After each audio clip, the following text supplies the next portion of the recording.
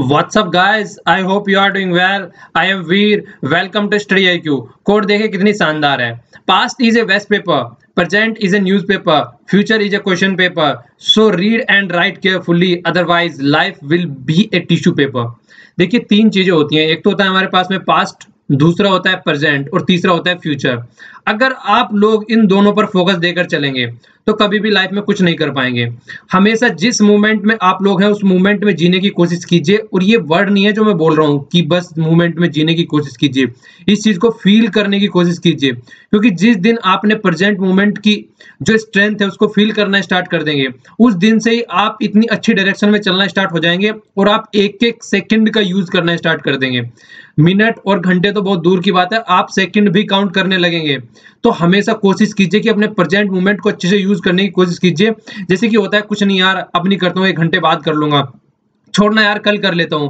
तो जो ये कल करना और 1 घंटे बाद करना और बाद में करने वाली जो टेंडेंसी है, इस टेंडेंसी को साइड रखने की कोशिश कीजिए अगर लाइफ में सक्सेसफुल होना चाहते हैं, अपना गोल अचीव करना चाहते हैं. क्योंकि यही एक ऐसी चीज है जो आप लोगों को आज के डेट में बर्बाद किए हुए है. जिस दिन ये टेंडेंसी माइंड से निकल जाएगी उसी दिन एक पॉजिटिव डायरेक्शन में चलना स्टार्ट हो जाएंगे. उसी दिन आप जो भी आज तक अचीव नहीं कर पाए देखना आराम आराम से वही चीज अचीव करना स्टार्ट कर देंगे.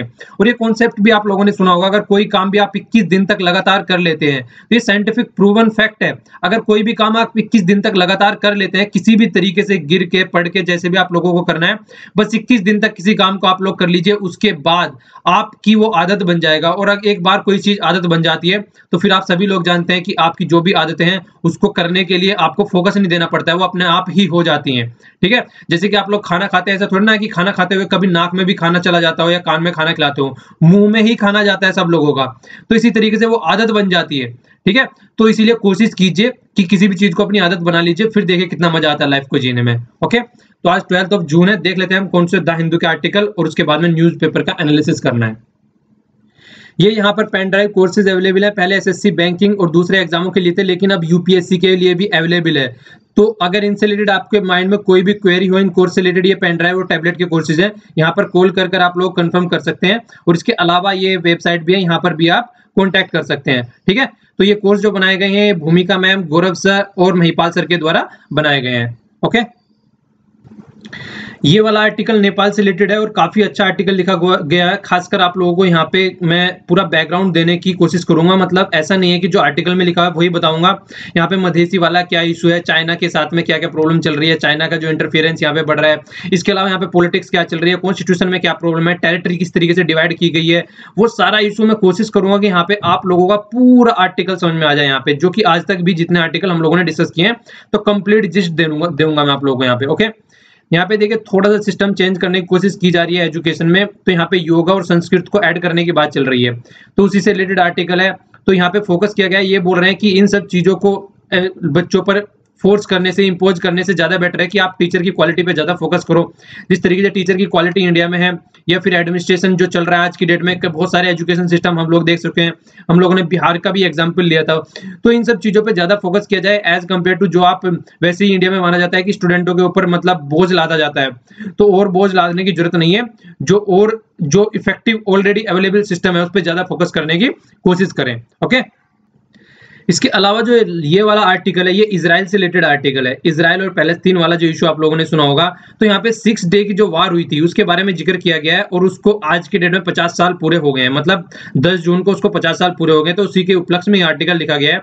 आर्टिकल में तो वार का जिक्र किया गया है मैक्सिमम. मैं आप लोगों को पूरी हिस्ट्री दूंगा, यहाँ पे कई मैप भी दिखाऊंगा कई सारे, जिससे आप लोगों के माइंड में क्लैरिटी होगी कहाँ पे ये सनाई पेनिनसुला है, कहाँ पे मेडिटेरेनियन सी वगैरह है, कौन कौन से एरिया में ये गाजा स्ट्रिप या फिर वेस्ट बैंक से रिलेटेड क्या प्रॉब्लम है, उसके अलावा कैसे कैसे चीजें बढ़ती चली हैं.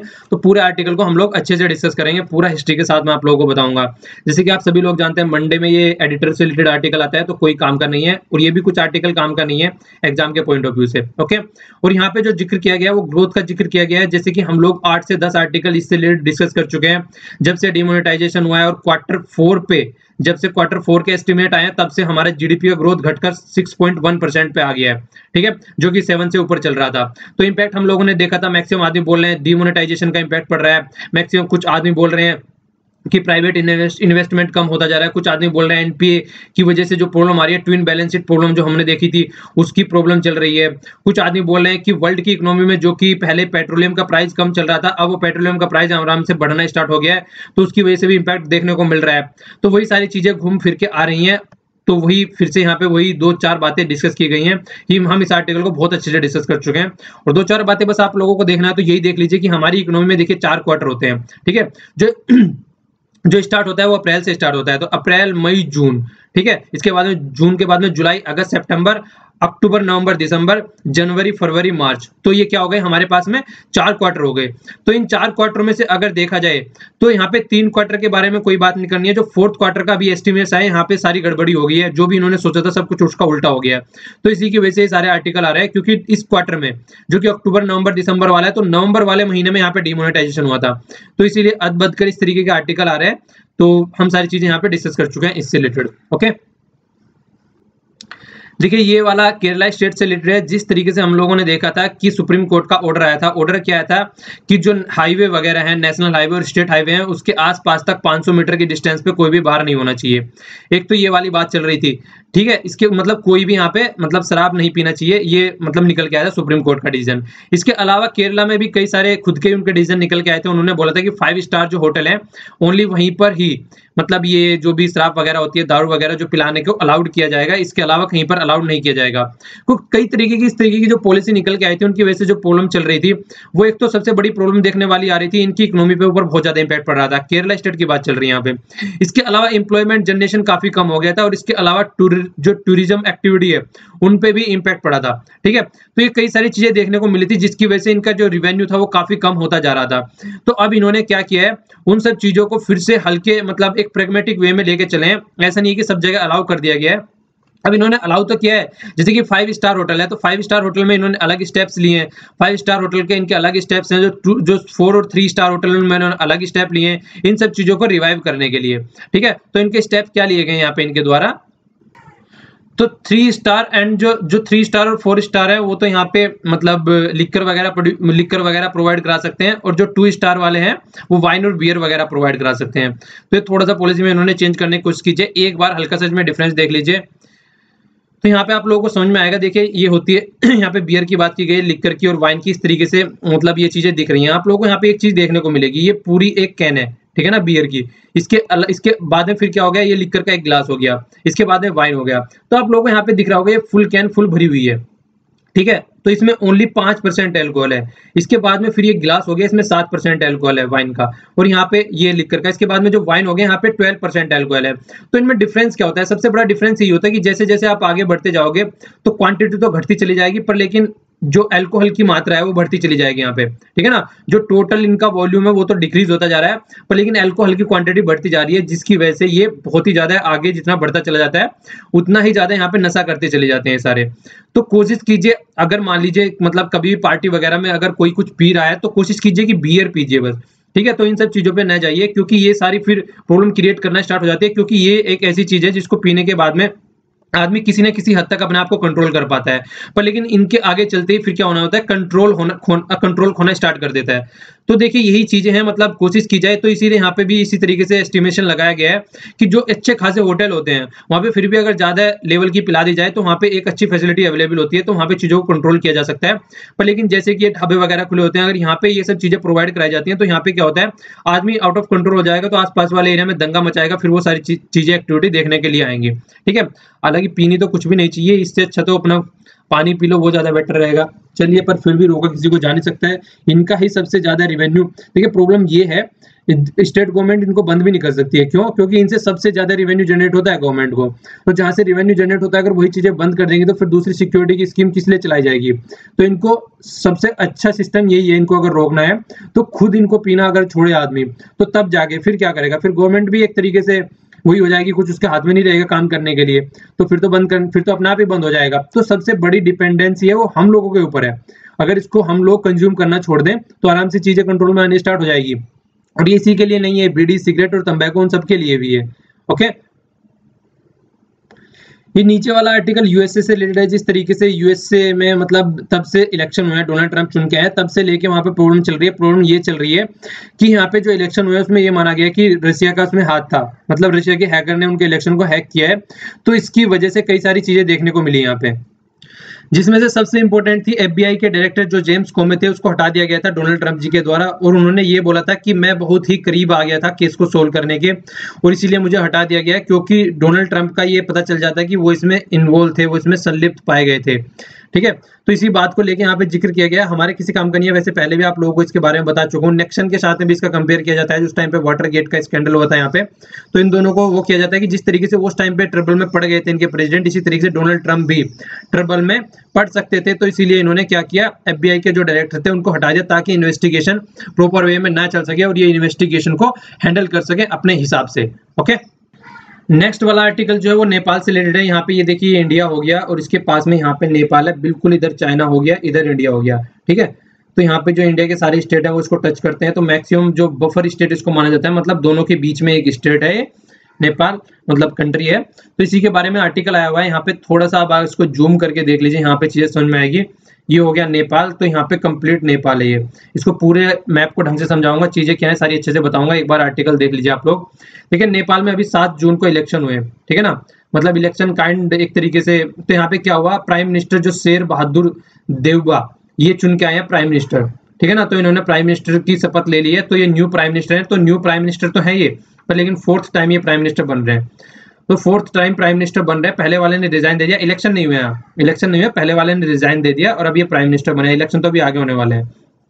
ठीक है, तो यहाँ पे देखिए ये बोला जा रहा है, अगर आप ढंग से एक चीज देखें यहाँ पे, ये 24th प्राइम मिनिस्टर है, जो ये 24th प्राइम मिनिस्टर है शेर बहादुर जी, और यहाँ पर 27 साल डेमोक्रेसी के हुए हैं। अगर इस तरीके से देख लीजिए तो आप मोर और लेस अगर एस्टिमेशन लगा के देखें तो हर साल नया प्राइम मिनिस्टर आ रहा है यहाँ पे, 1-2 साल को छोड़ के। तो इतनी बुरी कंडीशन बनी हुई है, पॉलिटिकल स्टेबिलिटी बिल्कुल भी नहीं है। इकोनॉमिकल स्टेबिलिटी कहाँ से आएगी जब पॉलिटिकल स्टेबिलिटी नहीं चल रही है। और इसी तरीके से अगर देखा जाए लोकल बॉडी के इलेक्शन हुए थे यहाँ पे, तो जो इलेक्शन हुए थे लास्ट टाइम जो इलेक्शन हुए थे 1997 में हुए थे, तब से लेकर यहाँ पर लोकल बॉडी के इलेक्शन नहीं हुए हैं। और आप लोगों को पता होगा यहाँ पे अभी अर्थक्वेक भी आया था। अर्थक्वेक आने की वजह से जो हालत यहाँ पे खराब हो चुकी है, वो बिल्कुल बहुत ही बुरी कंडीशन हो चुकी है। तो लोकल एरिया में जो प्रॉब्लम है उसको सॉर्ट आउट करने के लिए लोकल बॉडी का होना बहुत जरूरी है। लोकल बॉडी यहाँ पे है नहीं, तो इसलिए लोकल आदमी है उनकी प्रॉब्लम इतनी ज्यादा बढ़ चुकी है कि पानी की प्रॉब्लम हो गई, सैनिटेशन की प्रॉब्लम हो गई, हेल्थ से रिलेटेड इशू हो गए, ऊपर तक पहुंच ही नहीं पा रहे हैं। जो ऊपर तबके की जो गवर्नमेंट है वहां तक पहुंच ही नहीं पा रहे। क्यों? क्योंकि वो तो अपने आप में ही परेशान है बेचारे, उनको पॉलिटिकल सिस्टम ही नहीं अपना समझ पा रहे हैं। वहां पे आज तक कॉन्स्टिट्यूशन नहीं बना पा रहे हैं। कॉन्स्टिट्यूशन यहाँ पे बीरबल की खिचड़ी हो गया है। तब से लेके पता नहीं कितनी बार यहाँ पे सब बच्चों को पढ़ाया जाता है कि अब की साल नेपाल का कॉन्स्टिट्यूशन बन जाएगा, पर लेकिन ये वहीं का वहीं है, आज तक ये आगे बढ़ने का नाम ही नहीं ले रहा है। तो इस तरीके की सिचुएशन यहाँ पे देखने को मिलती है हमेशा से।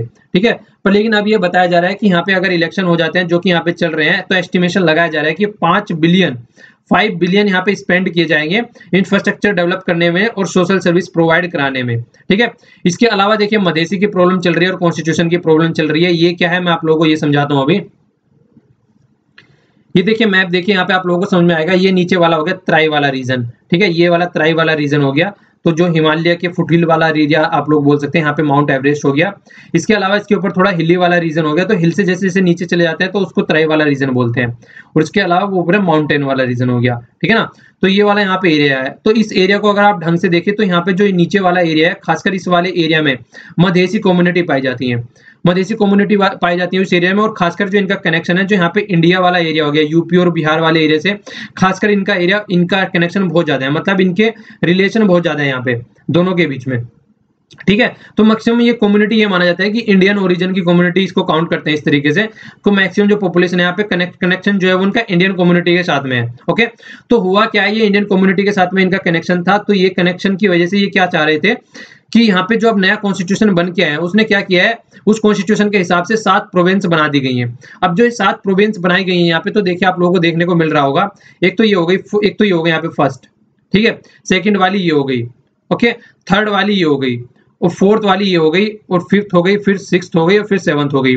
तो जो मधेसी कम्युनिटी है, अगर इसको ध्यान से देखें तो 1, 2 यहाँ पे भी कुछ पोर्शन होगा, 3, 4, 5 और 6, मतलब 7 प्रोविंस में से लगभग यहाँ पे भी होगा हालात, तो मुझे लग रहा है हल्का फुल्का सा ऊपर को अगर देखा जाए आप लोग, चलो 6 तो लगा लीजिए 7 में से। तो जो इनका मानना ये था, जो मधेसी कम्युनिटी थी, कि हम तो एक ही प्रोविंस में रखो, ठीक है, हमारे लिए एक ही प्रोविंस बनाओ और इस तरीके से इसको डिवाइड करो नेपाल को, जिससे कि हम सब इकट्ठे रह सके और हमारी मेजोरिटी रह सके। पर लेकिन ऐसा नहीं हुआ, इन्होंने अलग तरीके से डिवाइड कर दिया, जिसकी वजह से ये सब डिवाइड हो गए हैं। तो इसको जैसे मैंने आप लोगों से पहले भी बताया था, जिस तरीके से 1905 में इंडिया को डिवाइड किया गया था, तो उसी तरीके से मतलब बंगाल का विभाजन किया गया था। तो बंगाल का विभाजन भी इसीलिए किया गया था ताकि मेजोरिटी ना रहे, क्योंकि बंगाल जो था उस टाइम पे हब था, वहां पे जो हमारे रिवोल्यूशनरी एक्टिविस्ट थे, जो हमारे फ्रीडम स्ट्रगल मूवमेंट के जो फाइटर थे, जो हमारे हीरो थे उस टाइम पे जो फाइट कर रहे थे, तो उस टाइम पर उनको कमजोर किया जा सके, इसी तरीके से उसको डिवाइड किया गया था बंगाल को। तो यहाँ पे भी इसलिए इसको डिवाइड किया गया ताकि मधेसी कम्युनिटी की जो पावर है उसको कम की जा सके, और जो प्रोटेस्ट कर रहे हैं उनके प्रोटेस्ट को दबाया जा सके। और ये अपना जो प्रोटेस्ट कर रहे हैं, जो मांग करते रहते हैं कि हमारी भी मांगे पूरी करो, तो जो जॉब से रिलेटेड हो गया और भी कई सारी प्रॉब्लम है जिससे रिलेटेड हो गया, तो वो गवर्नमेंट मतलब उसको गवर्नमेंट मानने के लिए तैयार नहीं होती है। तो अब इनका मानना ये है कि इनको अगर इस तरीके से डिवाइड कर दिया जाएगा तो ये अपने प्रोटेस्ट करना बंद कर देंगे, और प्रोटेस्ट भी करेंगे तो वो अलग अलग प्रोविंस के एरिया में आ जाएगा, उनको आराम से दबाया जा सकता है। तो इसी से रिलेटेड हमेशा मधेसी कम्युनिटी के क्या चलते रहते हैं, प्रोटेस्ट चलते रहते हैं। वो चाह रहे हैं कि जो नया कॉन्स्टिट्यूशन बना है, जिस तरीके से 7 प्रोविंस इन्होंने बनाई है, जो क्रिएट की गई है, वो बिल्कुल गलत है, उसको फिर से रिक्रिएट किया जाए। तो उसी से रिलेटेड ये बात चल रही है, और इसी की वजह से यहाँ पे जो लोकल के इलेक्शन हो रहे हैं, इन्होंने बाइकआउट कर दिया था कि हम लोकल के इलेक्शन में पार्टिसिपेट नहीं करेंगे। तो इसके बाद में इंडिया के साथ में क्या रिलेशन देखने को मिल रहा है, तो मधेसी कम्युनिटी की जो एजिटेशन हुई थी उसकी वजह से इन्होंने क्या किया, बॉर्डर वाले एरिया को ब्लॉकेड कर दिया यहाँ से, क्योंकि इंडिया से बहुत सारे सामान जाता है, ये खासकर नेपाल में खाने से रिलेटेड हो गया, मेडिसिन वगैरह हो गई, जो बेसिक एक्टिविटीज, बेसिक जो डे बाय डे की एक्टिविटीज वाले सामान हो गए, वो बहुत सारे सामान यहाँ से नेपाल में ट्रांसपोर्ट किया जाता है इंडिया के द्वारा। तो इन्होंने ट्रक सारे जो है वो बॉर्डर पे रोक दिए, मधेसी कम्युनिटी ने जाने ही नहीं दिया। उन्होंने बोला पहले आप जो यहाँ का कॉन्स्टिट्यूशन है उसको चेंज करो, तब जाके हम ये करेंगे। पर लेकिन ये ब्लेम जो लगाया गया है, ये डायरेक्ट नेपाल के द्वारा इंडिया पे लगाया गया कि कम्युनिटी कुछ नहीं कर रही है, इंडिया इंस्टिगेट कर रही है, इंडिया प्रोवोक कर रही है उनको, किस तरीके से आप लोग स्टेप्स लो जिससे कि हम उनकी बात मान ले। तो खासकर बोल रहे हैं कि इंडिया इस तरीके की बात कर रही है। तो अब ये जो यहाँ के जो प्राइम मिनिस्टर चुन के आए हैं, बहादुर साहब देवबा, तो इनके सामने चैलेंज क्या है, सबसे बड़ा चैलेंज तो इनके सामने यही है कि जिस तरीके से जो एक्टिविटी चल रही है उनको सबको साइड में रख के यहाँ पे इलेक्शन कराए जाए। खासकर कौन से इलेक्शन, जो अभी 18 जनवरी को आने वाले हैं, ठीक है। तो लगभग इनके पास में 7 से 8 महीने हैं जो इनका टेन्योर है अभी। तो इस टेन्योर में इनको सब कई सारे चैलेंज आ रहे हैं, और उसके अलावा अभी सेकंड फेज के इलेक्शन अभी बचे हुए हैं, फर्स्ट फेज के इलेक्शन हो चुके हैं, लोकल वाले इलेक्शन की बात चल रही है यहाँ पे, ठीक है। तो जो लोकल बॉडी वाले इलेक्शन है वो सेकंड फेज के अभी बचे हुए हैं यहाँ पे। तो ये भी देखिए 18 जून को है लास्ट, तो ये भी किस तरीके से इसको टैकल करके चलते हैं, वो चीज अब देखने वाली आ रही है यहाँ पे। और इसके अलावा देखिए चाइना का अगर इंटरफेरेंस यहाँ पे देखा जाए, जैसे मैंने आप लोगों को अभी दिखाया था, जैसे यहाँ पे ऊपर चाइना हो गया, नीचे इंडिया हो गया, उस तरीके से अगर चाइना का इंटरफेरेंस आप देखें तो चाइना यहाँ पे रोड बना रहा है, ठीक है ना, रेलवे लिंक बना रहा है, इसके साथ में जो वन रोड वन बेल्ट वाली जो इनिशिएटिव है उसमें भी इकोनॉमिक जोन बनाने की बात कर रहा है नेपाल में, ठीक है। और इसके अलावा फर्स्ट आज तक की मिलिट्री एक्सरसाइज यहाँ पे इनके साथ में की गई है 2017 में, इससे पहले कोई मिलिट्री एक्सरसाइज इनके साथ में नहीं की गई है। इसके अलावा हाइड्रो पावर प्रोजेक्ट यहाँ पे बनाने की बात चल रही है, बूंदी गंडकी, ठीक है ना। तो ये रिवर है, यहाँ पे एक प्रोजेक्ट बनाने की बात चल रही है, यहाँ पे इंजीनियरिंग सपोर्ट जो है, इसके अलावा जो प्रोक्योरमेंट करना है या फिर कंस्ट्रक्शन या फाइनेंस, ये सारा चाइना की कंपनी प्रोवाइड कराएगी, ठीक है। तो इस तरीके से अगर आप लोग देखें तो मतलब चाइना बहुत ही अच्छे से यहाँ पे अंदर घुसने की कोशिश कर रहा है, जिस तरीके से तिब्बत पर उसने अपना कंट्रोल कर रखा है, कोशिश कर रहा है कि कहीं ना कहीं ये भी इसके कंट्रोल में आ जाए। यही बात होगा जिस तरीके से श्रीलंका में उन्होंने बहुत ज्यादा इन्वेस्टमेंट किया, इन्वेस्टमेंट करने के बाद में कंट्री की इतनी हालत नहीं रहती है कि वो उनके पैसे रिटर्न कर सके, तो डेब्ट ट्रैप में फंस जाते हैं, हम लोग कई बार डिस्कस कर चुके हैं। तो उसी तरीके से डेब्ट ट्रैप में फंसाने की कोशिश ये किसको कर रहे हैं, नेपाल को डेब्ट ट्रैप में फंसाने की कोशिश कर रहे हैं। तो इंडिया को सपोर्ट करना चाहिए, क्या सपोर्ट करना चाहिए, सबसे पहले तो इलेक्शन यहाँ पे ढंग से होने चाहिए, ओके। इंडिया का ये फर्ज बनता है कि इलेक्शन यहाँ पे ढंग से हुए। इसके अलावा कॉन्स्टिट्यूशन में जो अमेंडमेंट की बात चल रही है वो इनको अपने हिसाब से करने दे, इंडिया उसमें इंटरफेयर न करे, ठीक है। और इसके अलावा जो पार्लियामेंट्री प्रोविंशियल जो कॉन्स्टिट्यूशन या इलेक्शन जो भी है उसको ढंग से कराया जाए, न्यू कॉन्स्टिट्यूशन को ढंग से इंप्लीमेंट किया जाए। तो इसी की वजह से क्या आएगा, नेपाल में एक स्टेबिलिटी आएगी, क्योंकि कोई भी अगर दूसरी कंट्री फायदा उठाती है वो हमेशा अनस्टेबिलिटी का उठाती है। स्टेबिलिटी रहेगी तो खुद अपने बारे में सोच पाएंगे। और इसके अलावा सबसे इंपॉर्टेंट बात बोलिए, जो इंडिया ने अभी बिलियंस ऑफ डॉलर देने की बात की थी 2 साल के अंदर अंदर, तो उनको जल्दी से जल्दी प्रोवाइड कराई जाए, जिससे कि ये अपना जो भी इनके यहाँ प्रॉब्लम हो रही है उसको ढंग से यूज कर सके, ठीक है। तो इसी तरीके से जो हम बोलते हैं हमेशा कि नेबर्स को आगे लेके चलना है, साथ में लेके चलना है, वो तभी पॉसिबल है जब ये सारी चीजें इंप्लीमेंट की जाएंगी एक प्रॉपर वे में, वरना तो चाइना अंदर घुसता ही जा रहा है और फिर इंडिया कुछ नहीं कर पाएगा, ओके। नेक्स्ट आर्टिकल है, ये देवी कार्जी के द्वारा लिखा गया है, ये काउंसिल मतलब देवी कार्जी के द्वारा आर्टिकल लिखा गया है। कोलकाता में एक स्कूल के डायरेक्टर हैं इनके द्वारा जो आर्टिकल लिखा जा रहा है। तो यहाँ पे देखिए सबसे पहले जिक्र की गई है council for Indian school certificate examination, CISCE। पहले ये क्या होता है इसके बारे में एक बार देख लेते हैं हम लोग। देखिए council for Indian school certificate examination जिसका फॉर्मेशन हुआ था वो कब हुआ था, वो 1958 में हुआ था और जिसका हेडक्वार्टर है वो न्यू दिल्ली में है। ठीक है, तो एक तरीके से non government board for the school education, ये एक प्राइवेट बोर्ड है, आप लोग एक तरीके से प्राइवेट बोर्ड इसको बोल सकते हैं। इसका फोकस क्या रहता है, Indian certificate for secondary education and Indian school certificate. तो ये 10th और 12th के लिए वर्क करता है। ओके, स्टेब्लिश हुआ था 1958 में, जैसे मैंने आप लोगों को अभी बताया। इसका फॉर्मेशन क्यों किया गया था, जैसे फर्स्ट जो हमारे एजुकेशन मिनिस्टर थे मौलाना अबुल कलाम आजाद, नाम याद रखिएगा इनका, ठीक है ना, फर्स्ट एजुकेशन मिनिस्टर थे हमारे। तो इन्होंने 1952 में कॉन्फ्रेंस में कहा था जो सर्टिफिकेट दिया जा रहा है आज की डेट में, यहाँ पे क्या हो रहा था, वो कैम्ब्रिज स्कूल के द्वारा दिया जा रहा था। तो उसको ऑल इंडिया बनाने के लिए, मतलब उसको रिप्लेस करके खासकर इंडिया के द्वारा दिया जाए, तो इसलिए इसका फॉर्मेशन किया गया था खासकर प्राइवेट स्कूलों के लिए। ठीक है, तो तब ये बनाया गया था, तो इसलिए इसके बारे में थोड़ी सी इंफॉर्मेशन ये याद रखिएगा। तो अब CISCE के द्वारा जो किया गया है, उन्होंने क्या किया है, अभी नेक्स्ट ईयर से ये क्या करने जा रहे हैं, मैंडेटरी करने जा रहे हैं। मतलब एक तो क्या करने जा रहे हैं, संस्कृत लैंग्वेज ऑप्शनल सब्जेक्ट के तौर पे लेना पड़ेगा ऑप्शनल लैंग्वेज के लिए, और दूसरा क्या, मैंडेटरी योगा करने जा रहे हैं। तो ये 5 से 8 के बीच में, और ये फर्स्ट स्टैंडर्ड से ही योगा करना स्टार्ट करा दो। ठीक है, तो यहाँ पे ये क्या बोल रहे हैं, तो इस तरीके की जो चीजें हैं वो इस तरीके से फोकस नहीं देना चाहिए स्टूडेंट पे कि उनको उसके ऊपर थोप दी जाए। ठीक है, तो काउंसिल को हमेशा ये माना जाता है कि वो स्टूडेंट फ्रेंडली है, ये बोला जाता था हमेशा, पर लेकिन अब जो देखने को मिल रहा है वो अपोजिट देखने को मिल रहा है। और ये काउंसिल वाले ऑफिशियल क्या बोल रहे हैं कि ये एप्लीकेशन बेस्ड है, ठीक है ना, इनके लिए प्रिपरेशन करने की कोई जरूरत नहीं पड़ेगी, ये जस्ट एक प्रैक्टिकल तौर पे है। ओके, पर लेकिन ये क्या बोल रहे हैं, देखिए फ्रीडम होनी चाहिए सबको, अपना किस तरीके से क्या लैंग्वेज सेलेक्ट करनी है, क्या कौन सी बुक उनको सेलेक्ट करनी है, आखिर पढ़ना उनको है, उनका फ्यूचर है, तो उनको खुद से फोकस देके चलना चाहिए।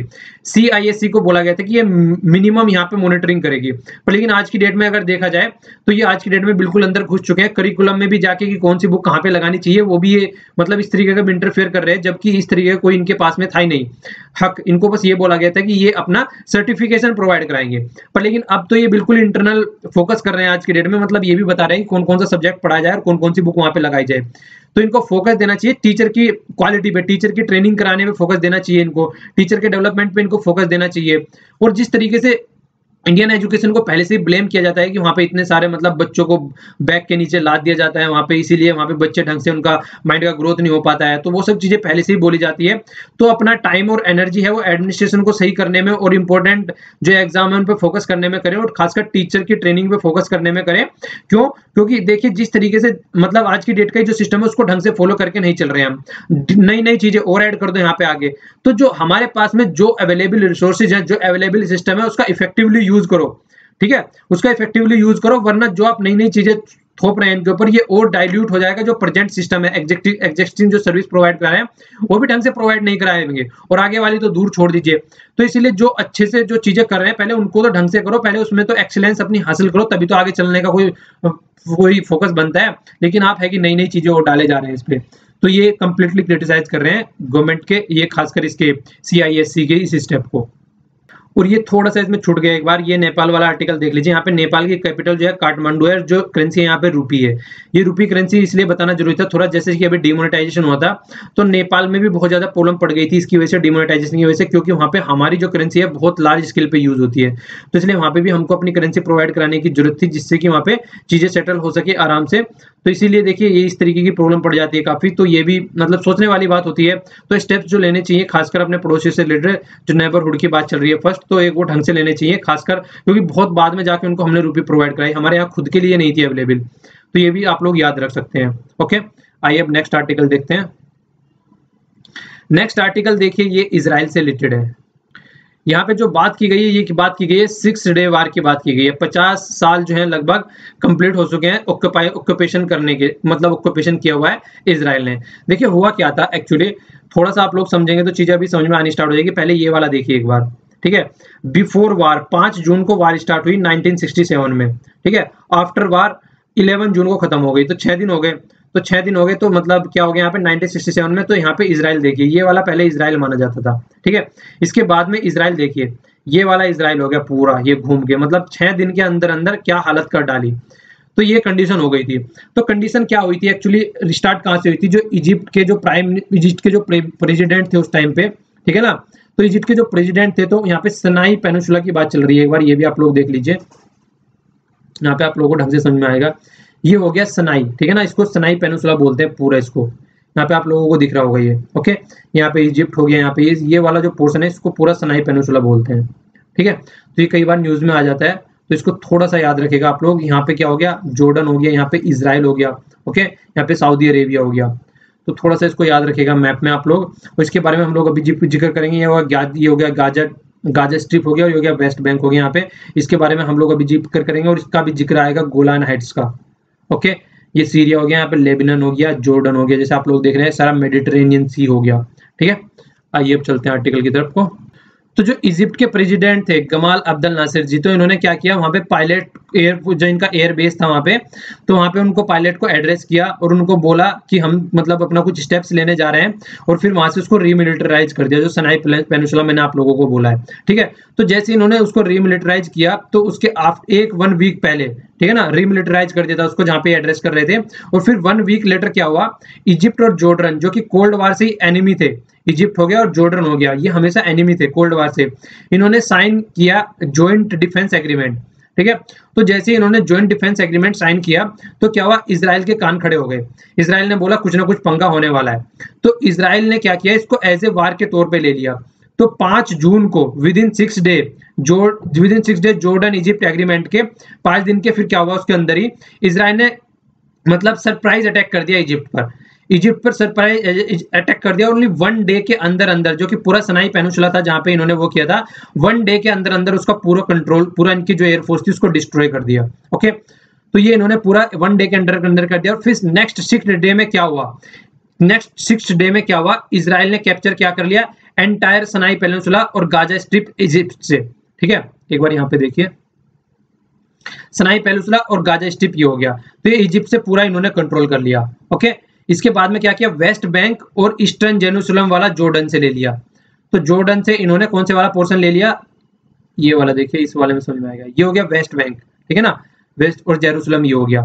तो ये वाला जॉर्डन के कंट्रोल में था, तो इन्होंने इजराइल ने ये वाला भी अपने कंट्रोल में ले लिया, ओके। इसके बाद में क्या हुआ, इसके बाद में Golan height from Syria, Golan height मैंने आप लोगों को अभी दिखाया था, गोलान हाइट यहाँ थी, सीरिया के कंट्रोल में था, ये भी छीन लिया इससे, ओके। तो ये क्या हुआ, ये इतनी जल्दी इन्होंने 6 दिन के अंदर अंदर सबको उल्टा सीधा कर दिया, पूरा जो इस एरिया में जो स्थिति थी वो सारी बदल के रख दी, ओनली 6 दिनों के अंदर। तो कैसे पॉसिबल था, ऐसे तो पॉसिबल नहीं है कि उनको शक्तिमान बन गया, उनके पास में अलादीन का चिराग आ गया, उन्होंने घिसा और जो हुक्म है मेरा आकर काम हो गया। तो जो अलादीन का चिराग था इनके पास में, ये यूएसए था, यूएसए ने सारा काम इनको किया, प्रोटेक्शन दिया, एडवांस वेपन दिए, इनको फाइनेंशियल सपोर्ट दिया, एड दिया इजराइल को, जिसकी वजह से ये सारी चीजें पॉसिबल हो गई। और देखिए इजराइल आज तक भी देखा जाए तो उस वाले एरिया में, तो इजराइल आज तक भी जो यूएसए की फॉरेन पॉलिसी है उसका पिलर माना जाता है उस वाले एरिया में। खासकर बराक ओबामा जी ने क्या बोला था, जब से वो आए थे वो इन्होंने पार्टिसिपेट करना बंद कर दिया था, जब से देखिए एक बार फिर से मैप देखिए, यहाँ पे देखिए 1947 में ये सिचुएशन थी, फिर उसके बाद में जो चीजें 1947 के बाद में जब से इजराइल बनना स्टार्ट हुआ, फिर इस तरीके की सिचुएशन हो गई। और 1967 से फिर देखिए ये वाली सिचुएशन बन गई थी 1967 में, जो कि हमने अभी देखा है। तो वहां ने बहुत सारे, तो उस टाइम पे बहुत सारे एरिया को कैप्चर कर लिया था। तो ये बहुत सारा एरिया जो सारा कैप्चर कर लिया गया था, तो हम लोगों ने देखा है, एक मैंने आप लोगों से लास्ट आर्टिकल में डिस्कस किया था, तो उसका भी यहाँ पे थोड़ा जिक्र कर देता हूँ। मतलब 2 बातें थी यहाँ पे, एक तो हमने हमास का जिक्र किया था, ठीक है ना, हमास का जिक्र किया था हमने, और सेकंड हो गया फतेह, ठीक है। तो जो हमास वाला है ग्रुप वो यहाँ पे मतलब गाजा वाली पट्टी पे वो मैक्सिमम यहाँ पे मिलिटेंट ग्रुप, और जो फतेह वाला है वो वेस्ट बैंक में है। तो दोनों लड़ाई कर रहे हैं इजराइल से इनका आजाद कराने के लिए दोनों एरिया को, ओके। तो जो ये वाला ग्रुप है यहाँ पे, जो हमास वाला ग्रुप है, ये थोड़े मिलिटेंट टाइप के ग्रुप माने जाते हैं, और जो ये थोड़ा है ये लिबरल टाइप के माने जाते हैं। पर लेकिन इन्होंने भी अपना स्टैंड चेंज किया था अभी कुछ दिनों पहले। इन्होंने आज तक क्या किया, देखिए इजराइल को माना नहीं है एज ए कंट्री, पर फिर भी इन्होंने क्या बोला कि हम जो 67 का हम लोगों ने अभी देखा, 67 में जो कहानी खराब की गई थी, 67 में जो लड़ाई हुई थी उससे पहले का जो मैप था, हम उसको मानने के लिए तैयार हैं। हमास ने ये बोला, ठीक है, तो हम इसको मानने के लिए तैयार हैं। तो हमास ने ये बोला, तो हमास ने भी जो आज तक इजराइल को मान ही नहीं रहे थे, तो उन्होंने भी अपनी स्ट्रेटजी चेंज कर दी, तो उन्होंने भी इस तरीके की बातें करनी स्टार्ट कर दी है। तो ये भी थोड़ा लिबरलिज्म देखने को यहाँ पे मिला इनकी तरफ से। पर लेकिन जो सीरिया, जो इजराइल है, उसने इसको मानने से बिल्कुल मना कर दिया, और वो बोले बच्चों वाली बातें मत करो, ठीक है। तो एक तरीके से देखिए जो मिथ था कि अरब वाली बहुत बहुत ताकत यूनिटी है इनके अंदर में, तो वो ब्रोक हो गई, वो कहीं भी देखने को नहीं मिली। इसके अलावा ये माना जा रहा था कि मतलब जिस तरीके से हारे थे उस टाइम से इनकी इतनी बड़ी बेइज्जती हुई थी कि इजिप्ट तो मतलब रिकवरी नहीं कर पाया उससे, ठीक है। और इसके अलावा जो प्रॉमिस किया गया था विड्रॉ करने का सनाई पेनिनसुला या गोलान हाइट से इजराइल के द्वारा वेस्ट बैंक से, तो वो भी कहीं ना कहीं मतलब इनको रिटर्न नहीं किया गया। आज तक भी कहीं ना कहीं डायरेक्ट और इनडायरेक्ट वे में कंटिन्यू है वो पे। दो देखिए जो इजराइल की पॉलिसी थी टुवर्ड ऑक्यूपेशन टेरिटरी वो कंटिन्यू है, ठीक है। तो ये भी देखने को हम लोगों को अभी मिल रहा है किस तरीके से।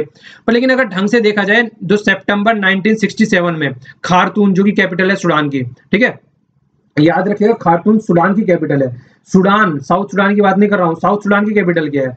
साउथ सूडान के बारे में हम लोगों ने काफी जिक्र किया था। अच्छा ये बताइए चलिए, जो साउथ सूडान है उसको कौन सी कंट्री टच करती है, ये काफी मैं डिस्कस कर चुका हूँ आर्टिकल में। जब हम लोगों ने नाइल रिवर के बारे में जिक्र किया था तो काफी चीजें डिस्कस की गई थी। तो साउथ सूडान के बारे में आप लोग थोड़ा बताइएगा यहाँ पे कि साउथ सूडान, फिर कल इसको अच्छे से मैं समझा दूंगा कौन कौन सी यहाँ पे ये कंट्री टच करिए। और ये भी बताइएगा कि जो मतलब ये जो नाइल रिवर है जो यहाँ से होके जाती है, तो उसमें दो उसकी ब्रांच है, एक तो है व्हाइट, ठीक है, और दूसरी है मतलब एक तो है व्हाइट नाइल और दूसरी है ब्लू नाइल, ठीक है ना। तो ये बताइएगा जो व्हाइट नाइल है वो लेफ्ट है राइट है, ब्लू नाइल लेफ्ट है राइट है, अगर मैप में देखा जाए हमको हमारे द्वारा, तो कौन कौन सी कहाँ पे है, ठीक है। चलिए उसके बारे में थोड़ा बताइएगा, फिर कल इसको अच्छे से डिस्कस कर लूंगा मैं मैप वगैरह दिखा के आप लोगों को। ओके, तो ये बात यहाँ पे बोली गई थी। देखिए इसके अलावा मतलब ये खार्तूम हो गया, यहाँ पे सूडान की बात चल रही है, यहाँ पे कॉन्फ्रेंस हुई, ठीक है। तो उसमें तीन तरीके की बातें निकल के आई 1967 में। एक तो ये no peace with Israel, Israel के साथ में कोई पीस नहीं करेंगे, रिकॉग्नाइज नहीं करेंगे इजराइल को एज ए कंट्री, और नेगोशिएशन कभी नहीं करेंगे इजराइल के साथ में, ये बात निकल के आई, ठीक है।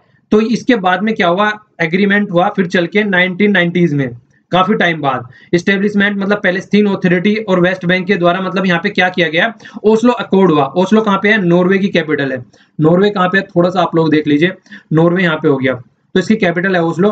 तो फिर यहाँ पे एग्रीमेंट हुआ, उस एग्रीमेंट के तहत जो बातें निकल के आई, इजराइल थोड़ा सा लिबरल होता दिखा हल्का सा तो उसने स्टेब्लिश अलाउ कर दिया पैलेस्टीन ऑथोरिटी को इन वेस्ट बैंक में एंड गाजा में, ठीक है ना, ओस्लो अकॉर्ड के हिसाब से। तो यहाँ से थोड़ा सा वो नरमाई दिखानी स्टार्ट कर दी। पर लेकिन आज तक भी अगर देखा जाए तो इजराइल स्टिल, अगर आज तक भी देखा जाए गोलान हाइट में, ठीक है, जो सीरिया की है उसको रिटर्न करने की बात की थी, पर आज तक भी उसको ढंग से रिटर्न नहीं किया, प्रेजेंस है वहां पे। ईस्टर्न जेरूसलम पैलेस्टीन की बात की जाए, वहां पर भी इसी तरीके से चीजें चल रही हैं, मतलब वो खुद की कंट्री में ऐसे रह रहे हैं जैसे कि मतलब रिफ्यूजी रह रहे हो। गाजा पट्टी में भी इसी तरीके से चीजें चल रही हैं, और यहाँ पर वेस्ट बैंक में भी आज के डेट में कॉलोनी की तरह इसको रखा हुआ है। तो इजराइल आज तक भी उसी पैटर्न पे चल रहा है जिस पे वो चलता हुआ रहा है। अब तो डोनाल्ड ट्रंप आ गए, उन्होंने तो बोल दिया है कि तुम जो भी करना है करो, हम तुम्हारे साथ हैं, ठीक है। पेज फर्स्ट और पेज 13 पर ये न्यूज है, जीएसटी काउंसिल की फिर से मीटिंग हुई है। जीएसटी काउंसिल के बारे में आप लोगों को बता चुका हूँ, जो हमारे फाइनेंस मिनिस्टर जी हैं वो चेयरमैन होते हैं। यहाँ पे एक साइड में स्टेट वाले होते हैं और दूसरी साइड में सेंटर वाले होते हैं मिनिस्टर। तो यहाँ पे जो पावर होती है आप लोग देख सकते हैं, 2/3 जो वोटिंग पावर है स्टेट के पास में, 1/3 जो वोटिंग पावर है वो सेंटर के पास में। तो पावर किसकी ज्यादा है, स्टेट की ज्यादा पावर है। और जो कोरम होना चाहिए, मतलब मिनिमम जो मेंबर होने चाहिए वो 50% होने चाहिए कोई भी मीटिंग स्टार्ट होने से लिए। और कोई भी चीज अगर पास की जाएगी, कोई भी एक्ट वगैरह, कोई भी जो यहाँ पे संशोधन पास किया जाएगा, वो 3/4 मेंबर की सहमति से पास किया जाएगा। ओके, ये बातें हम सब लोगों ने देखी थी। तो जीएसटी काउंसिल की फिर से मीटिंग हुई है, तो उन्होंने डिसाइड किया, लोअर रेट कर दिया टैक्स का 66 आइटम्स पे। तो पहले तो टैक्स की बात देख लीजिए, टैक्स कितने थे यहाँ पे, 5 का टैक्स था, ये रेट याद रखेगा। कुछ तो 0 का टैक्स था, कुछ पे 5 टैक्स था, कुछ 12 टैक्स था, कुछ 18 टैक्स था और कुछ 28 टैक्स था, ठीक है ना। तो ये स्लैब आप लोगों को याद रखनी है। तो जैसे मूवी टिकट पे हम लोगों ने देखा था, कमल हसन जी भी गुस्सा हो गए थे उस टाइम पे, और कई सारे और भी हम लोगों ने देखा था। तो ये क्या चीजें निकल के आ रही थी, कई सारे एक्टर्स भी हम लोगों ने और भी देखा था, उनपे क्या बातें निकल के आ रही थी कि यहाँ पे इन्होंने टैक्स लगा दिया 28%, तो उसको घटा के इन्होंने जो 100 रुपए से कम वाले हैं उन पे 18% कर दिया गया है, ठीक है ना। कैशू नट की बात चल रही है यहाँ पे, उनको मतलब पहले 12 था, अब उन पे 5% कर दिया गया है। पैकेट फूड, मतलब ये भी चीज है, जो सॉस वगैरह होते हैं इन पे भी कई सारे जो होते हैं पिकल्स अचार वगैरह जो होते हैं उन पे 12% कर दिया, पहले 18 था, ठीक है ना। इंसुलिन इस पे 5% कर दिया, पहले 12% था इस पे। तो ये ट्रैक्टर कंपोनेंट जो होते हैं उस पर 18% था, 28 था, 18 कर दिया गया उस पर। और इसके अलावा और भी कई सारी चीजें थी, तो इन्होंने क्या किया, उसको घटा दिया गया, मतलब उसको थोड़े लेवल में लेके आ गए हैं। तो रीजन क्या है उसका, रीजन यही है, देखिए कई सारी चीजें थी, पहले इन्होंने डिस्कस एक चीजें बना देते हैं, मान लीजिए कोई टैक्स रख दिया, उसके बाद में फिर कोई भी चीज इंप्लीमेंट करने की बात जब आती है तो उसके प्रोज और कॉन्स निकल के आते हैं कि क्या इसके फायदे हो सकते हैं, क्या इसके नुकसान हो सकते हैं। तो जितनी भी इंडस्ट्री थी, जितनी भी जिस एरिया की इंडस्ट्री थी, फिल्म इंडस्ट्री वाले ले लीजिए, या फिर उसके अलावा जो फूड से इंडस्ट्री वाले ले लीजिए, कोई भी इंडस्ट्री ले लीजिए तो वो सब अपने अपने जो ग्रेवेंसीज हैं वो निकाल के सामने लेके आए कि हम ये प्रॉब्लम फेस करेंगे, हम ये प्रॉब्लम फेस करेंगे। तो उनकी ग्रेवेंसीज को सॉर्ट आउट करने की बात की गई है। हालांकि 133 कंप्लेंट रिसीव की गई थी कि इनको सॉर्ट आउट करना है, पर लेकिन 133 आइटम की बात की गई थी, पर लेकिन इन्होंने 66 आइटम पर ही फोकस किया है फिर भी। ठीक है, तो ये चीजें की गई है, जिससे कि अब देखिए 1 जुलाई से सबसे बड़ी बात चल रही है, इसको इंप्लीमेंट करने की बात चल रही है 1 जुलाई से। उसके बाद में देखिए अब क्या निकल के आता है। अभी एक मीटिंग और होगी इसकी उससे पहले, उसके बाद में देखिए क्या डिसीजन आता है। तो ये अब तक का यहाँ पर हम चीजें देख चुके हैं। पेज सेकंड पर न्यूज है, काफी इंपॉर्टेंट हो सकता है एग्जाम के पॉइंट ऑफ व्यू से। ड्रैगन बोट फेस्टिवल सेलिब्रेट किया जा रहा है कोलकाता में। ये चाइना का फेस्टिवल है, चाइना में सेलिब्रेट किया जाता है, अब फर्स्ट टाइम ये कोलकाता में सेलिब्रेट किया जा रहा है यहाँ पे इस तरीके से। तो इसके बारे में आप लोगों को याद रखना है, कोलकाता, वेस्ट बंगाल। ओके, तो इस तरीके के क्वेश्चन कई बार पूछ लेते हैं। तो ये ड्रैगन बोट फेस्टिवल, ओके, यहाँ पे आप लोगों को ड्रैगन इनके मुंह देखने को मिल रहे होंगे, ड्रैगन जैसा होता है। चाइना याद रखिएगा बस यहाँ पे, ठीक है ना, चाइना में सेलिब्रेट किया जाता है। अब पेज 9 पे न्यूज है, ये देखिए जियो ने क्या क्या फंडा कर दिया आज की डेट में।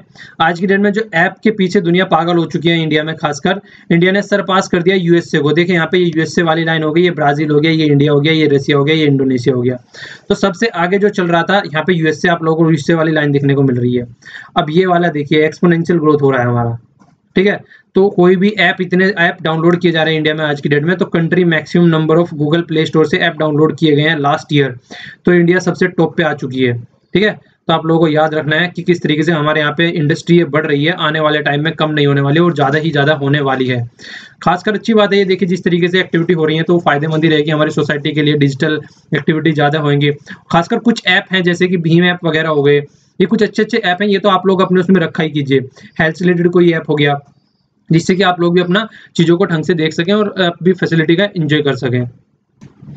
तो हमारे अटॉर पेज 11 पे न्यूज है, हमारे अटॉर्नी जनरल जो मुकुल रोहतगी जी हैं, तो उन्होंने क्या किया, वो सेकंड टर्म में इंटरेस्टेड नहीं है। क्यों नहीं? यहाँ पे देखिए होता क्या है, ये इनको हाईएस्ट लॉ ऑफिसर बोला जाता है, आपको याद रखना है, ये हाईएस्ट लॉ ऑफिसर बोला जाता है। और कॉन्स्टिट्यूशन में कहाँ पे आते हैं, आर्टिकल नंबर 76 में आते हैं ये। तो आप लोगों को इनके बारे में थोड़ा सा याद रखना है। इसके अलावा आप लोगों को बात बताना चाह रहा हूँ, ये क्यों नहीं करना चाह रहे होंगे, जो मुझे लग रहा है। देखिए होता क्या है, हाईएस्ट लॉ ऑफिसर का मतलब क्या होता है, ये होता है अगर गवर्नमेंट कुछ भी काम कर रही है, कुछ भी अच्छा है बुरा काम कर रही है, तो जो भी फटकार गवर्नमेंट को लगाई जाएगी, तो सुप्रीम कोर्ट में जब भी हाजिरी होगी वो अटॉर्नी जनरल की होती है, ठीक है। तो मतलब गवर्नमेंट गलत काम करती है, गालियां खानी इनको पड़ती है, और ये फिर आगे बताते हैं कि ये बातें बोल रहे हैं सुप्रीम कोर्ट वाले। ये वो आप लोगों ने वर्ड सुना होगा, फटकार लगा दी गई है। तो जो फटकार थी वो अच्छी अच्छी गाली दी जाती है सुप्रीम कोर्ट के द्वारा कि क्या बदतमीजी आप लोग कर रहे हैं, ढंग से काम क्यों नहीं कर रहे हैं। तो गवर्नमेंट की जो सारी जो बदतमीजियां हैं वो इनको झेलनी पड़ती है। तो ये कह रहे हैं कि मैं कोई इंटरेस्टेड नहीं हूँ सेकंड टर्म में, और इनकी जो टर्म है वो खत्म होने जा रही है 19 को, ठीक है। तो ये था थोड़ा सा इनके बारे में। अटॉर्नी जनरल जो होता है अपॉइंटमेंट किया जाता है प्रेसिडेंट के द्वारा, कंप्लीटली प्रेसिडेंट के ऊपर ही ये डिपेंडेंट रहते हैं, ठीक है ना। तो आर्टिकल थोड़ा सा याद रख लीजिएगा, इस तरीके के आर्टिकल इंपॉर्टेंट हो जाते हैं। कुछ आर्टिकल सारे रटने की जरूरत नहीं है, कुछ आर्टिकल इंपॉर्टेंट है, उनके बारे में आप लोगों को पता होना चाहिए। ओके, अब देखिए यहाँ पे पेज 11 पे न्यूज है, ये इजराइल से हम अपने डिफेंस जो टाई है वो ज्यादा बढ़ाने जा रहे हैं, ठीक है। तो इजराइल के साथ में 25 ईयर कंप्लीट हो चुके हैं, वहाँ पे 50 साल कंप्लीट हो चुके हैं इजराइल के ऑक्यूपेशन के, और यहाँ पे 25 साल हो चुके हैं हमारे इनके साथ में रिलेशन का। और हमारे प्राइम मिनिस्टर जो है अभी विजिट करने वाले हैं यहाँ पे, तो थोड़ा सा इसलिए भी इंपॉर्टेंट हो जाता है। तो याद रखिए, खासकर डिफेंस पार्टनर काफी अच्छा है इजराइल हमारा, इसलिए हम कभी भी इजराइल के अपोजिट में नहीं जाते हैं। हालांकि हम पैलेस्तीन को भी सपोर्ट करते हैं, पर कभी इजराइल के भी अपोज में हम लोग नहीं जाते हैं। तो इसके बारे में आप लोग थोड़ा सा पता होना चाहिए आप लोगों को। ओके, मानसून के बारे में हम कई बार जिक्र कर चुके हैं, पेज 14 पे न्यूज है, किस तरीके से हमारी इकोनॉमी को ये इम्पैक्ट डालता है। देखिए अभी जो IMD था, इंडियन मेट्रोलॉजिकल डिपार्टमेंट था, जो उन्होंने अभी अपनी फोरकास्ट की उसको 98% कर दिया था, बढ़ा के 96 से 2% का उन्होंने इंप्रूवमेंट कर दिया था। तो जो ये था LPA, इसको बोला जाता है, इसको भी टर्म को याद रखिएगा, बहुत ज्यादा न्यूज में आ चुकी है। इसको बोलते हैं लॉन्ग पीरियड एवरेज। जो एवरेज निकाला जाता है लगभग 50 ईयर का एवरेज निकाला जाता है, कि लगभग 50 सालों में कितना कितना मानसून का रहा है, और उनका सबका इकट्ठा करके तो तब उसका एवरेज निकाला जाता है। एवरेज तो आप लोगों को सबको पता होगा कैसे किस तरीके से निकालते हैं, ठीक है। तो एवरेज निकाला जाता है फिर उसका, तो जो वो एवरेज निकाला जाता है उसके बेस पर ये एस्टिमेट लगाया जाता है, ठीक है।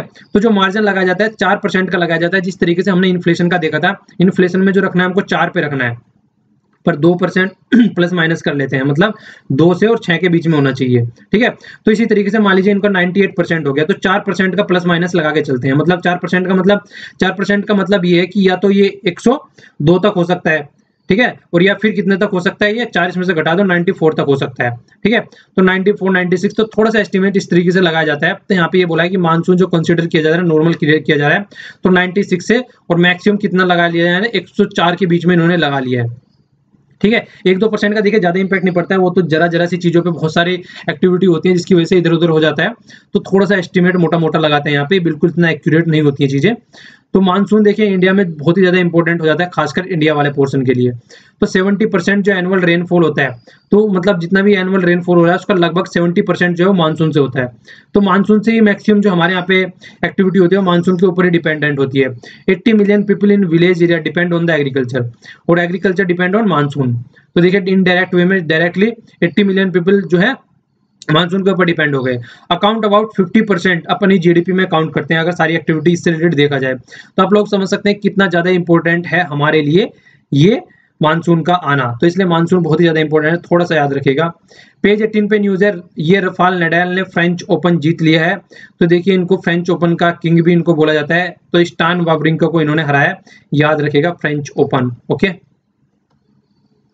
इसके अलावा बहुत ही ज्यादा इंपॉर्टेंट है, पेज 18 पे न्यूज है। देखिए यहाँ पे क्या बात की गई है, चाइना ने सोलर फार्म बना लिया है। ये देखिए ये सोलर प्लेट तैर रही है इसके ऊपर, लेक के ऊपर। ठीक है, तो लेक के ऊपर सोलर प्लेट तैर रही है, तो फ्लोटिंग पार्ट हो गया इनका। ठीक है, तो इनका सोलर फ्लोटिंग सोलर फार्म हो गया इनका। तो देखिए जिस तरीके से यूनाइटेड स्टेट ऑफ अमेरिका ने, डोनाल्ड ट्रंप ने पेरिस क्लाइमेट एग्रीमेंट से निकलने की बात कर रही है, पर लेकिन चाइना जो है उस पर और ज्यादा एम्बिशियस प्रोजेक्ट बनाते जा रहे हैं। तो 40 वाट का इन्होंने ये बनाया है। तो सबसे बड़ी बात क्या है आप लोगों को याद रखनी है कि वर्ल्ड का सबसे बड़ा ये world largest floating solar power plant है ये चाइना में। ओके, तो इसका आप लोगों को याद रखना है, इंपॉर्टेंट होगा क्योंकि सब वर्ल्ड में सबसे बड़ा है ये। ठीक है, इसके अलावा 12 मेंबर नॉमिनेटेड होते हैं राज्यसभा में, जो मैं आप लोगों से क्वेश्चन पूछे थे, 6 साल के लिए नॉमिनेटेड होते हैं। और ये किससे रिलेटेड होते हैं, आर्ट से होते हैं, लिटरेचर होते हैं, साइंस होते हैं और सोशल साइंस होते हैं। अगर याद रख लीजिए, थोड़ा सा वर्ड देखिए गलत है पर लेकिन आप याद रखना चाहे तो याद रख सकते हैं, लास। ठीक है ना, मतलब कुछ भी मतलब कोई भी एक्रोनिम बना लीजिए, जिसे मुझे ये सही लगा, मैंने कहीं पे पढ़ा था ये, तो मुझे अच्छा एक्रोनिम लगा, मैंने इसको ले लिया। ठीक है, तो आप लोग अपना कुछ भी बना सकते हैं याद रखने के लिए, कई बार पूछ लिया जाता है इससे रिलेटेड। ठीक है, पेनिसिलिन के बारे में मैंने आप लोगों से पूछा था कि फर्स्ट एंटीबायोटिक कौन थी, वो अलेक्जेंडर फ्लेमिंग के द्वारा बनाई गई थी, बहुत बार क्वेश्चन पूछा जा चुका है। फ्रांस की एरिवा जो है वो राजस्थान में प्लांट लगा रही है, ये भी मैंने आप लोगों से पूछा था। और तेलंगाना की मैंने आप लोगों से बाउंड्री पूछी थी, कौन कौन से स्टेट टच कर रहे हैं, तो आंध्र प्रदेश, कर्नाटक, महाराष्ट्र और छत्तीसगढ़। ये देख लीजिए यहाँ पे, ये हो गया आंध्र प्रदेश, ये हो गया कर्नाटका, ये हो गया महाराष्ट्र और ये हो गया छत्तीसगढ़। उड़ीसा भी कर रहा है, उड़ीसा नहीं लिखा यहाँ पे, उड़ीसा रह गया, एक मिनट, उड़ीसा भी टच कर रहा है। ठीक है ना, इसको याद रखिएगा आप लोग, उड़ीसा भी टच कर रहा है, ये इंपॉर्टेंट हो जाता है। उड़ीसा में यहाँ पे लिख दूंगा अभी। ओके, अच्छा आप लोग एक क्वेश्चन बताइए, आप लोगों के लिए क्वेश्चन है। क्वेश्चन ये है कि इसमें मतलब 3-4 चीजों के नाम बता रहा हूँ मैं आप लोगों को। एक तो हो गया एजुकेशन, ठीक है, दूसरा हो गया फॉरेस्ट्री, तीसरा हो गया इरिगेशन और चौथा हो गया banking. Education, forestry, irrigation, banking, इनमें से ये बताइए कौन सा स्टेट लिस्ट में आता है, स्टेट लिस्ट के अंदर कौन सा आता है जिसपे जो स्टेट है वो अपने रूल और रेगुलेशन बना सके, लॉ बना सके जिसके ऊपर। ये आप लोगों के लिए क्वेश्चन हो गया, इसका भी आप लोगों को आंसर देना है। और इसके अलावा अगर एक स्टेट आप लोगों को और बताना है, आज बताइए कि अरुणाचल प्रदेश को कितने इंडिया के स्टेट और बाहर की कंट्री टच करती हैं। ठीक है, एक ही हो जाएगा, मैं आपकी प्रैक्टिस करती रही, जितना रिविजन करेंगे उतना अच्छा है। ओके, देखिए लेक्चर पसंद आया तो लाइक कीजिए, नहीं पसंद आया तो लाइक कीजिए। और इसके अलावा पीडीएफ आप नीचे डाउनलोड कर सकते हैं टेलीग्राम में, उसका ऑप्शन अवेलेबल है नीचे। ओके, तो thanks a lot for listening, जय हिंद।